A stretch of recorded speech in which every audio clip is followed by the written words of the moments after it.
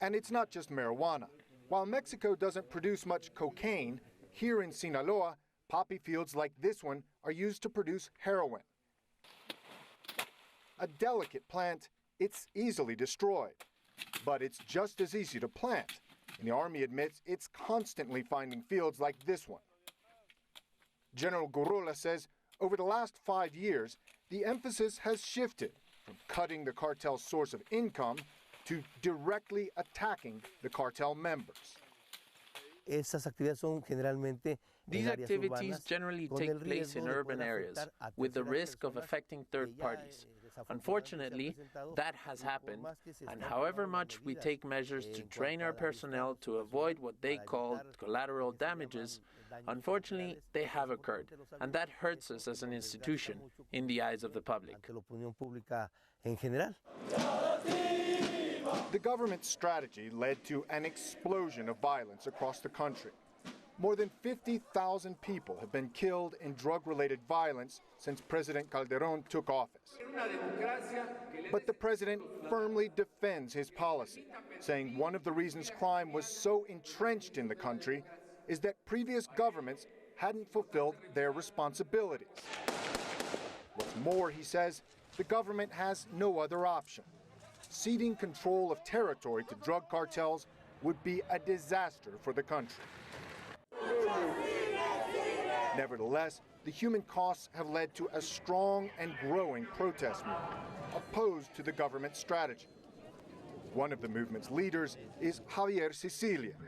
A well-known poet, journalist, and author, Sicilia began to speak out after his son was killed, along with 6 other people, by drug gang members.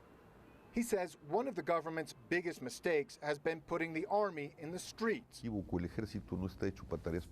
army isn't made for police duties, and so you start to see human rights violations, which is to be expected when you put the army in the street, because they are made for extreme violence. But that's just one element in a policy Cecilia believes is fundamentally misguided. It seems like the logic that these governments have built is that you fight violence with violence. And they don't realize that the problem is much deeper than that. It's a problem of social network. If we are going to fight violence with violence, we're all going to wind up dead.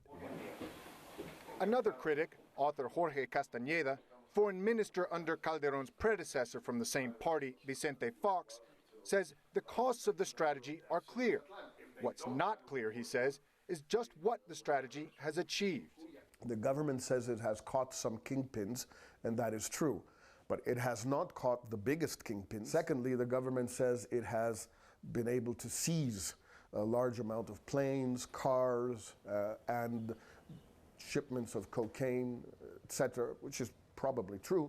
We don't know if there are fewer corrupt policemen and military commanders in Mexico today than there were 5 years ago. That raises the question of what should be done. Despite what happened to her family, Andrea says the fight against the cartels should continue. But, she says, the government has a responsibility first to protect its citizens. They didn't protect anyone here. That's the bad part. They didn't protect anybody. They shot to kill anything that moves. Nacho wasn't a danger to them. I understand that they have to defend themselves when their lives are in danger. But one person with so many that were in the street, he didn't pose any threat to them. Why did they treat him so brutally? It's not fair. On July 1st, the people of Mexico elected a new president, Enrique Peña Nieto, who will take office in December. Peña Nieto says continuing to dismantle the drug cartels will remain his main aim as president, but expects to take a less violent approach. In the meantime, Calderón stated last week that serving Mexico during what he calls these dramatic and difficult hours has been a privilege, and he hopes his work helps one day transform Mexico into a great nation.